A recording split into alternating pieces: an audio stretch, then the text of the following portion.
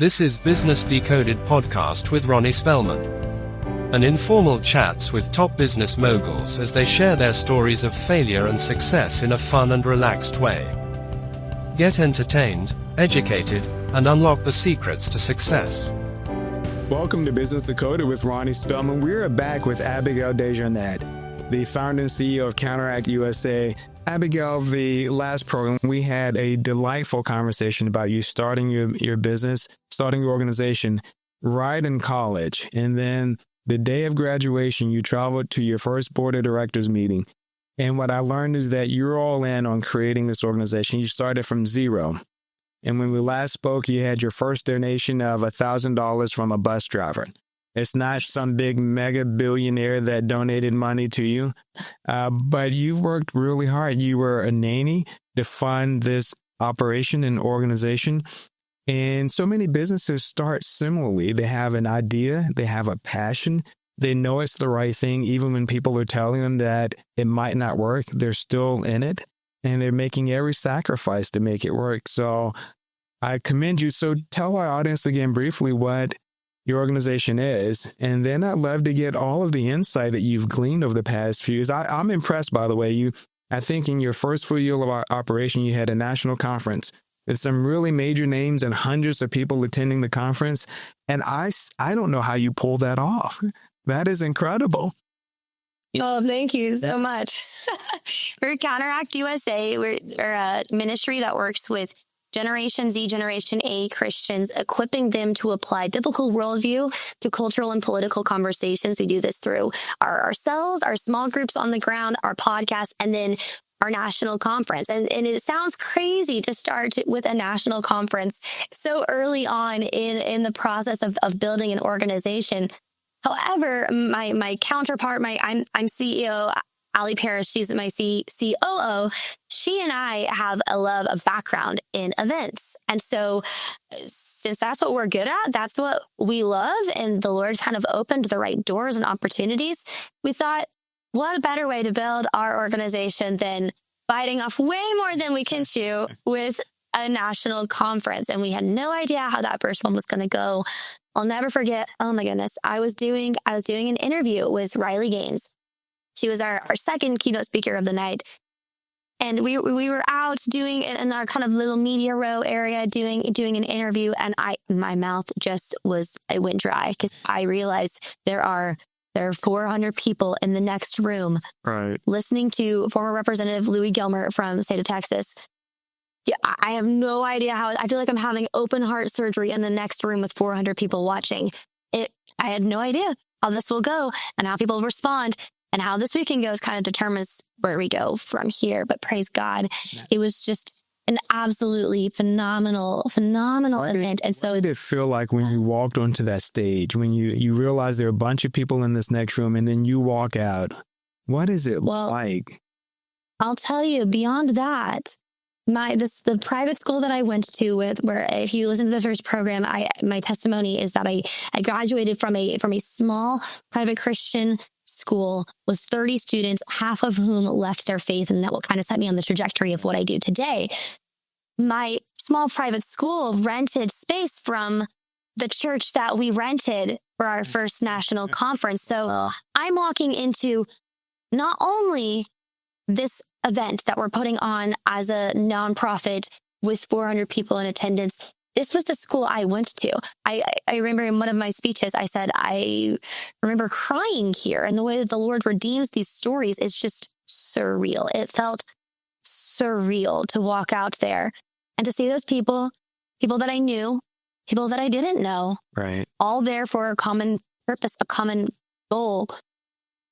And to see what the Lord brought from that weekend was beyond anything that I can explain to you. And then a year later, we had our next conference. And so you're thinking, was that a fluke? Was that just an accident? Can it happen again? And we had over 500 people in attendance, and we had speakers like Ali Beth Stuckey and Victor Marks. And through those conferences, we started to be able to gain credibility within the conservative movement, posting media, posting photos interviews from that conference, making sure there was a level of professionalism throughout the event, bringing in sponsors. We had I think almost 20 sponsors of our event that fully funded our event. So we ended the fundraise or the conference making money and not in the red. We are actually in the black for both of our events. And so through those events, we were able to make connections with the sponsors and partner organizations. We were able to build our base, our network locally, but also on a national scale, as well as people began to ask, what is this Resolve to Stand conference? What is Counteract USA? And so that's been a huge part of growing our ministry were those events and are those events. We're planning our next one as we speak. And as soon as one ends, just start rolling into planning with the next one. So Abigail, you said you had 20 sponsors and you were in the black. That is such a significant achievement. Where did you even think about going to get the sponsors? I see so many nonprofits, especially the startup nonprofits, they struggle with who to go to raise money. They're buying lists of potential donors and searching these sites. But how did that come about for you? Not getting into too many details, but that's such a major achievement for a young organization with two very young leaders to create their first program and have it be successful from an attendance perspective and successful from a donor perspective. That's just amazing. Absolutely incredible. We definitely felt the Lord guiding and sustaining us throughout that entire process. But kind of going back to the story of how this all came about, 2023 was our first. I'm referring to Allie, Paris, and myself. We have a team of volunteers, but Allie and I are the ones that were crazy enough to say we're just going to do this full time. And like you were saying before, there wasn't a budget. There are no salaries when you're walking into something like this. You have to be passionate about it and know this is where the Lord has you going. But as we were able to raise money for ourselves through working side jobs, teaching dance, doing whatever we needed to do, nannying, etc., to make ends meet, to have our students go and we worked like a Garth Brooks concert one time. Oh gosh. Okay. Selling hot dogs. It was so random and very humbling, but also very fun memories that we have. But that money allowed us to start going to some of our first events. And so we would go to different conferences. You're selling hot dogs at Garth Brooks so that you can fund the travel for that's amazing. Incredible. Exactly. And so we started going to an event here, an event there within the Faith, Family, Freedom conservative movement. And we went to as many events as we possibly could throughout 2023 and really throughout 2020, most of 2024, just to see where do we fit? What's the space? Who's here? Who do we talk to, connect with? We would table at many of these events and bring our, we had a pop-up banner that we still have this pop-up banner with our logo all over it. And those things are not cheap, but one day when we were working concession stand at a Arkansas Razorbacks baseball game, and we had I personally, at the beginning of the organization, from founding Counteract USA, it kind of goes into brand awareness. I thought, if this is going to be a thing, we need a logo that people can recognize that kind of represents who we are. And if we're going to have a logo, well, then Gen Z, we like merch. So I personally, with my t-shirts, and I sold them to my friends. And those are kind of donations that came in, and they started wearing them. Wow. And then people would ask about what's Counteract USA. And so the students that had Counteract USA shirts on in this concession stand, a gentleman came up, asked about the nonprofit. They told him, we weren't even fully a nonprofit at this point. And he said, you know what? I work in marketing materials. I'd love to give you some materials. And so the pop-up banner that we use to this day was given to us by a patron of a Razorback baseball game. Nice. With different pens and promotional materials, just so completely random. But with our baseball pop-up banner, we would go table at different places around the country, tell people about Counteract USA. Right. And the way we kind of played this game was I would stay at the table, and I would tell people who came up about Counteract USA, how they can get involved, collecting contact information. And Allie would go talk to the other booths and exhibitors, learn about what they did, tell them about who we are, start building relationships with the other organizations that were present at these conferences.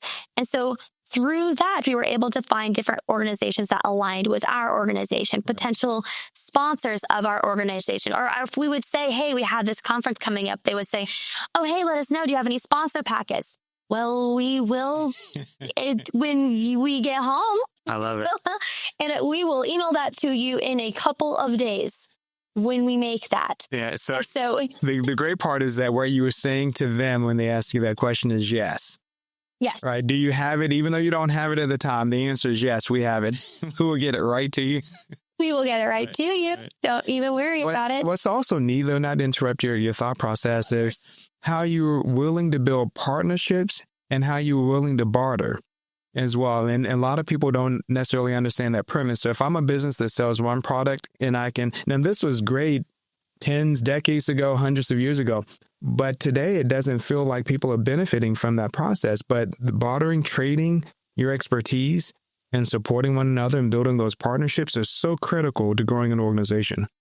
Absolutely. Gatekeeping is the dumbest thing ever. It's just, you're not making friends and you're not helping one another, especially in a mission. It's different, slightly different in business, but in a missionally aligned movement, the Christian conservative movement. Realistically, we're all working toward the same goal. Right. So we should be spurring one another on to love and good work. So finding those people who are willing to come alongside to help, well, then we want to help you. We'll give you a deal on this sponsorship. We'll run an ad for you at our conference. We will, if you bring in this many students, then we'll let you have this much time to speak on the stage. There are deals and arrangements and agreements that you can reach. And ultimately, you're making friends. Right. You are forming friendships. Now going into our third year of our national conference, we can count on several organizations who have made it a part of their organization's budget to sponsor the Counteract USA Resolve to Stand conference. We're working on or we have an idea.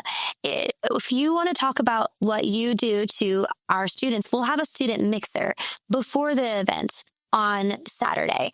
And we'll bring in breakfast and we'll let you speak to the students. We'll bring in 100, 200 students. And you can bump your sponsorship to this. And you can have this 5 minutes to speak to these students that we've locked in a room for you. And so it's hard, I think, sometimes for Christians because we think, well, I don't want people to feel like I'm using them. Right. But it's a partnership. It's like you're saying, it's bartering. We're helping one another. Right. We need the sponsorship to cover the cost of our conference. You need exposure for the programs that you have. We have students. We can give you access and audience with our students. And so that's how we kind of came to the sponsorship aspect of our events is being sponsors of other people's events, tabling at their events, forming relationships, partnerships, talking to anyone who will listen to us, not to get something from them, but to see where is the crossover. So, Abigail, I have a really silly question to ask you. And I say silly because at this point, you are a proven professional. Like you have so much experience in building events and networking and building relationships and understanding your market. But in setting up your first big event and then going to these other functions, how did you build up the nerve and the confidence to speak to what at that point seemed like experienced adult professionals, and you were speaking to them as a peer, which is kind of cool with the level of confidence, so much so that they would buy into what you were doing. I see so many soon to graduate college students and recently graduated college students that are still afraid to speak to an adult, another professional adult that might have a proven career. They're just intimidated by it. And you weren't, which is just amazing to me. But how did you, and it's silly because you're you, and maybe you've always been that way, but how do you build that level of confidence? First and foremost, again, locking into a mission that you really believe in is critical. I can convey the mission, the vision of Counteract USA to anyone forward, backward, inside out on a roller coaster. It doesn't matter. I've done the pitch so many times because I believe it. Right. at the same time, that's not I have never grown up in the ministry, nonprofit business space. I was in the arts growing up until I did speech pathology, but I was also doing the arts. I was a choreographer, not my wheelhouse, but having a friend, a partner who understood my strengths and my weaknesses. My strengths are speaking and communicating a mission and vision, not networking. And so Allie was really the one who was like, you've got to get in there and say something. We will get in there and say something. And we laugh about this all the time, but especially when we first started networking at different events, I was so uncomfortable with it that I would tell her I have to have coffee before we go, not just so that I'm more alert, but so I have something to do with my hands, so that if the conversation dies, I can sip my coffee. I mean, we're talking rudimentary levels of being awkward and knowing how to speak to people, because networking felt uncomfortable, unnatural. But the more you do it, first and foremost, to become more confident in what you're doing and how you're doing it, and other people are doing it too. And that's why you're there at this event, is to build this network. But two, then you start to see people that you know within your network. There isn't an event we go to now where we don't have some great friend or partner organization that we know are comfortable, confident, kind of settling into the environment before you go meet someone else. And then they say, hey, have you met this person over here? Nice. Once you break that barrier, it gets a lot easier. But sometimes you quite literally have to make yourself do it with a cup of coffee to keep your hands from doing weird things. A lot of people spend a significant amount of time and resources going to professional teaching organizations so that they can become more comfortable speaking. They're joining Toastmasters and other programs. And so it's impressive that you've done that level of engagement so early. What a great life lesson. It totally is a learning curve, but just do it. Just go for it. People expect it and they'll listen to you. They're usually at a conference like that. They are also bored. That's what I've learned. So they're willing to talk to you about whatever. You learned about Gen Z as a generation. Where do they fit? What trends are you seeing? And then help me understand the social media piece. Like, where does social media fit not only in your organization, but where does social media fit in building a brand, building a network, building an understanding and connection with Gen Z and Gen Alpha? Totally. With Gen Z, as far as our organization is concerned, there's kind of a paradigm shift that we're seeing culturally, where my generation, we came of age during Trump era politics. I was talking to someone on an interview about this yesterday.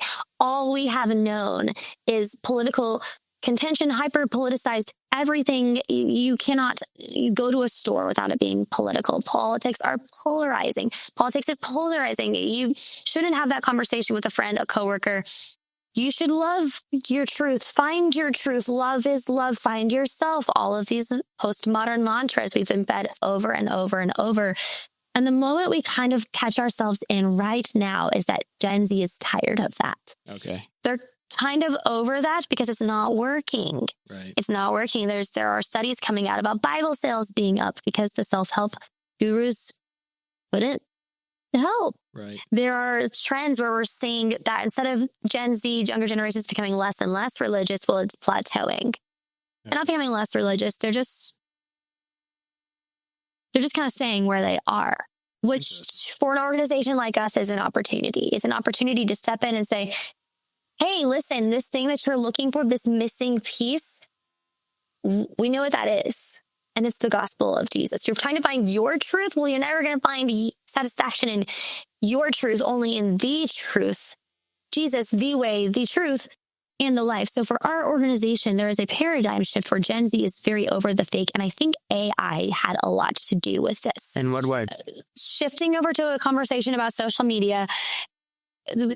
First and foremost, Gen Z is chronically online. And I say that in the just most pragmatic way possible. It's not a mantra. We used to say, Gen Z is chronically online. Ha ha. Right. No, we will call ourselves chronically online. There will be reels or memes that I myself will see. Again, as a working professional, I will see a certain reel and I will understand it. And the comments will say, do you understand how online you have to be to understand this? So many pieces of different memes or reels or trends. we call ourselves chronically online. Okay. It's the framework of thought process that we have is memes and reels and dark humor, and turning a sound bite into a cultural trend, into a line of thinking. It's so interesting. But AI has brought about this shift where we hate when we think we're watching something that's true, right, or really happening. And then 4 seconds in, we realize this is AI. Yeah. I heard you say that previously, that the authenticity is so important. And when you realize that it's kind of fake, then it becomes an issue for Gen Z. It becomes an issue because all we've been fed our whole life is inauthenticity. Right. All we've been fed our entire life is postmodern garbage. Social media isn't the why, but I think we've realized we've been connected to each other our entire lives, but we've never felt more alone. Right. We see all this glitz and this glam. We have AI at our fingertips. We can know anything, but it's not satisfying us. So there's a need to be connected to real people.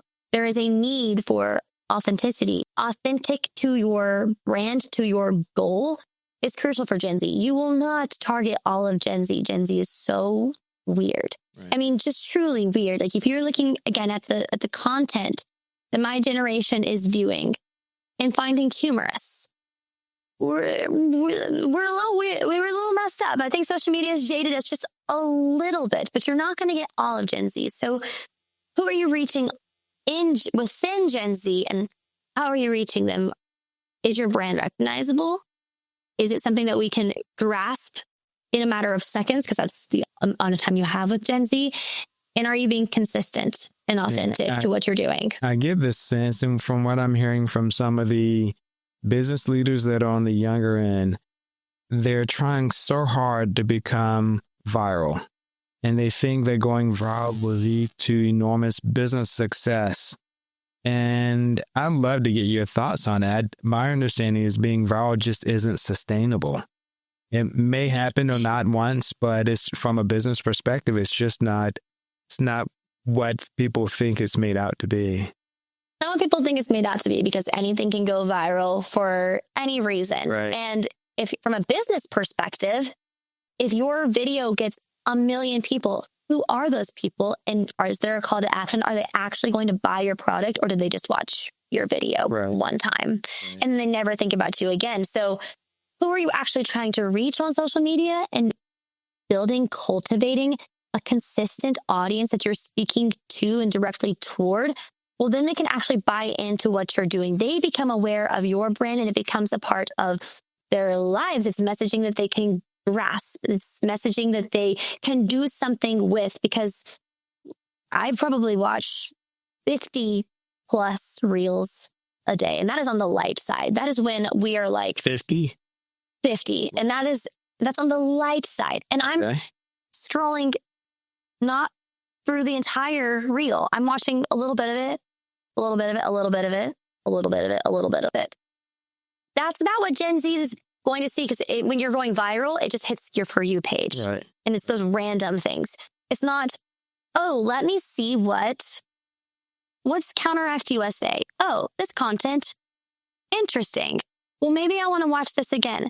Then I follow. Or maybe I shared it with a friend. Okay, I'm consistently engaging with this content.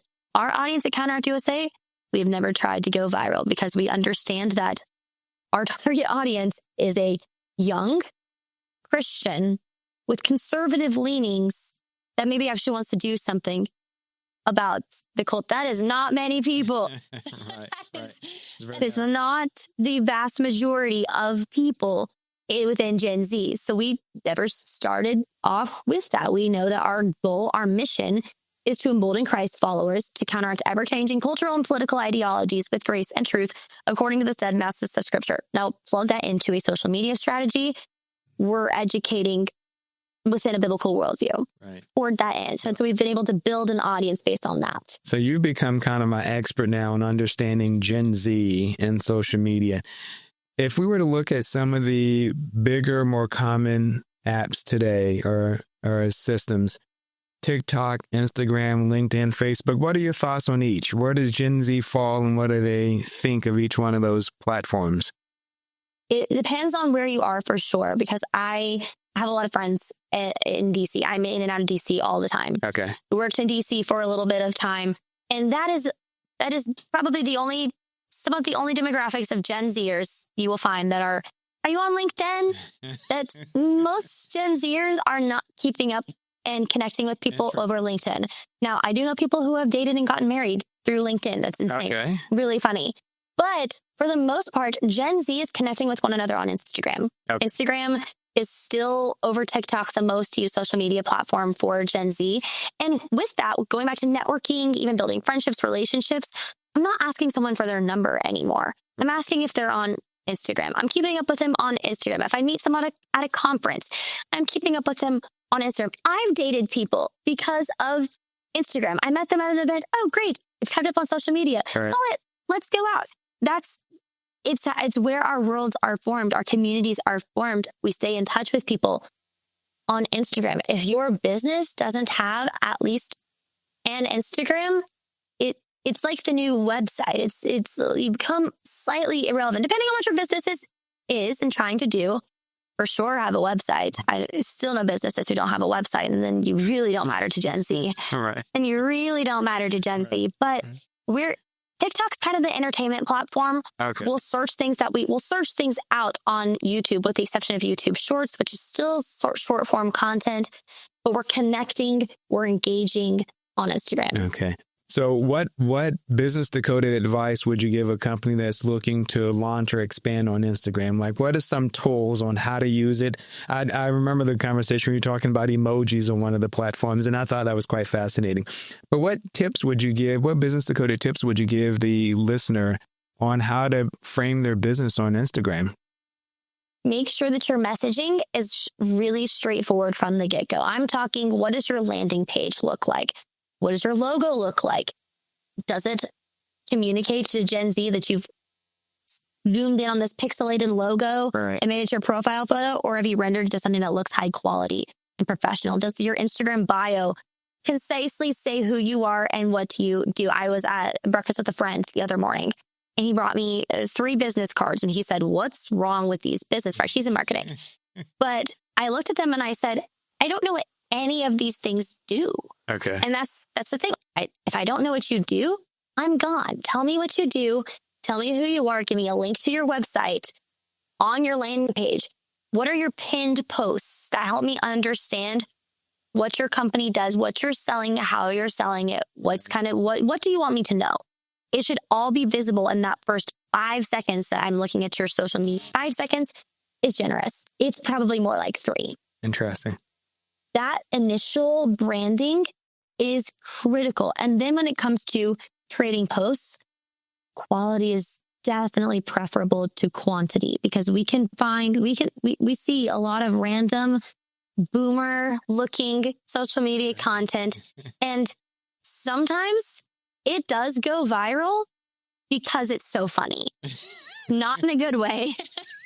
Not in a good way. I saw a reel the other day that I sent to my friends because I thought it was hilarious. And it was just this random mom who didn't know how to make a reel, and it hit the internet and had over 1 million likes. I mean, you can go viral for the wrong reasons. So what? Don't do that.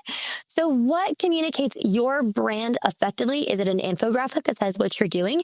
Is it a photo of your product? Is it a video that kind of gives some of the behind the scenes? ChatGPT is a great tool to grok, great tools for, here's my business, here's what I'm doing. What are some ideas for sustainable social media content? We'll give you excellent ideas. Right. A posting schedule that works within the parameters of, I have a 1-person team. I don't have a huge budget for social media awareness. What can I do to build brand awareness? Here's what I'm trying to do. ChatGPT, Grok, they are the algorithm, so they know the algorithm. Let them help you. Let them help you. But it comes back to consistency. Don't post weird things for the sake of posting them. Communicate the quality of your product through the quality of your social media content. Now you have to tell our listener your thoughts on using the emojis and how AI plays into that process. Great insight. Yes, if you are using AI, which you should use AI, that's what I just said, is Right. use AI, stay with the curve. Don't let AI be a content creator for you. Let it help you, not a content creator. If you ask ChatGPT to write an Instagram caption, this is kind of what I was saying in the talk I gave. If you let ChatGPT write an Instagram caption, which you should, that saves a lot of time. Tell it to not use any emojis. As soon as I see any news from our company, rocket ship star, exclamation point. Here's 5 things that we're doing to grow. And it's 5 check mark emojis in a row and a diamond to finish. Scroll. I don't care. I know chat wrote that. And I know chat wrote a lot of things, but as soon as I see the rocket ship's I talked to Ben Sears about the rocket ship. ChatGPT loves the rocket ship. Because it signals innovation and growth. I have no idea, but don't let us know you're using AI. At least don't tell us blatantly that you're using AI. Short form reels content. That's obviously the if you talk to any Gen Z or if you're on social media at all, that is the new frontier. It is all short form content. Everything is short form content. You can use a clips generator like Opus Pro. There are all sorts of different kinds. If you're recording long form content or interview in Riverside, it can clip your content for you. It will default give you emojis and karaoke letters in lime green font when it's doing the captioning for you. Change that to match your branding. Right. As soon as I see the lime green, here I am saying these words. I scroll. Wow, they just got Opus. Cool. Right. Scroll. It just helps you stand out. Since short form content is what everyone's doing. It helps you stand out. If you let the AI tools aid in your branding, which it can do, you just have to teach it to do that. You have to tell it to do that and delete all emojis. Right. Don't put any emojis in your Instagram bio. This is another conversation I've had with other Gen Zers lately is, that church was cool. They put an emoji in their Instagram bio and it stands out to us that much. Don't do it. It's easy. Delete it. So final comments for anyone who is a Gen Z leader in an organization or just a Gen Z looking to build a successful career. What Abigail Business Decoded tips generally would you tell them? Like how does one start a business, create a business, start a career, build a career? What's your take? At the age of 24, you've done a lot in just the past few years, and you've gotten, I would say, arguably a PhD in trying to ramp up an organization and build success quickly. A lot of work behind it, a lot of sacrifice, but you're doing it, which is why I wanted you on the program. I'm just amazed at your path as a leader, as a thought leader, and as someone willing to make that sacrifice and commitment to building excellence. So, but yeah, what Business Decoded Abigail tips would you give for your fellow Gen Z member? I would say to the fellow Gen Z member, you don't know everything yet. I don't know everything yet. And the confidence that I had, the commitment, the things I hold on so tightly to, open your hand a little bit. Talk to people who have already done it and let them give you solid advice. A, they probably know more than you. B, you're making a friendship with that person, a relationship with that person.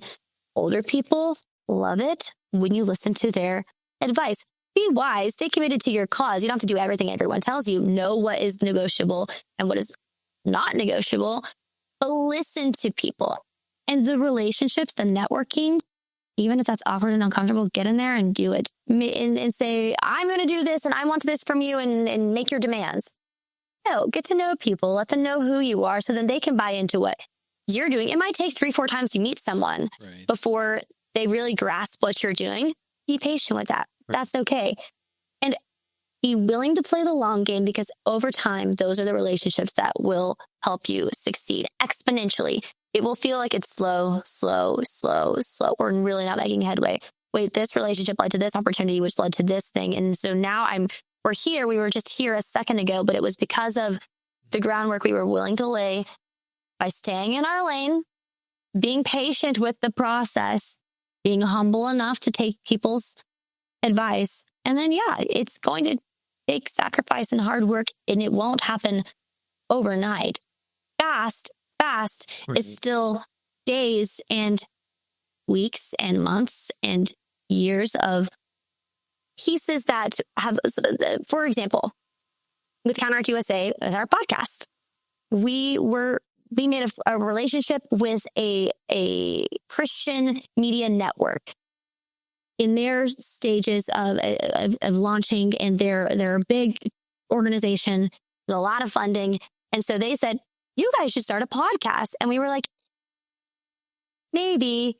And then we were like, you know what? Maybe we should start a podcast. So we started a podcast, and they said, we saw them at another event and they said, oh, you launched a podcast. Okay, well, maybe after like 100 episodes or something, we should talk again. Maybe we could eventually get you on our network. Wow. Another whole year goes by. We've seen them at several events since then. And our podcast is officially a part of their network. Oh, wow. Which expands our exposure to about 500,000 people that we never would have had access to before. So we had to take 10 views on a podcast, 30 views on a podcast, 15 views on a podcast over the course of a year, with the goal in mind that we wanted to use this connection to get to this place. And then the Lord honored that. It took a lot of time though, and it was honestly very annoying for a long time. Yeah. But we knew what we wanted. We knew where we were going, and we were willing to be patient as those relationships continued to form. As we began, as a young person, you have to build credibility. You do. You can have all the right ideas. You can be very talented. You can have all the chops. You are still young. So you need to prove through humility, through experience, that you are willing to play the long game, and you are willing to learn, and you are willing to grow. And then people can start to trust you. Then they'll give you money, and then they'll give you opportunities. They'll give you a phone call. They'll say, I think we should loop you in on this deal, this project. Oh, weird. I'm 24, but happy to be here. It's humility being willing to play the long game. And Abigail, that's probably one of the most profound statements that I think I've heard someone fully understand is that ability. So a lot of times people go into a meeting and they try to force the outcome from that meeting versus building that rapport, presenting a good idea, and then having that long-term follow-up, because it can materialize. But if you try to force it in that single first meeting, you're going to destroy the relationship. They don't have the trust yet. And that was the other component that you mentioned that maps with playing that long game, is building that trust and rapport. And sometimes people misunderstand it and they try to force an outcome, and then they'll just destroy the relationship in the process. Very, very insightful. And then you go nowhere, and then you have to start all over. So don't do that. Don't make it harder for yourself. Abigail, this has been quite a joy spending time with you. I appreciate you taking the time to spend with us and share your ideas and your evolution and the organization that you've grown. You're building a lot of success very early in your career. Thank you so much. So it's been a fun conversation. Thanks for having me. Thank you. Thank you for joining us on Business Decoded with Ronnie Spellman. Thank you for listening to Business Decoded podcast with Ronnie Spellman. Please be sure to subscribe and share, and stay tuned for more incredible Business Decoded episodes.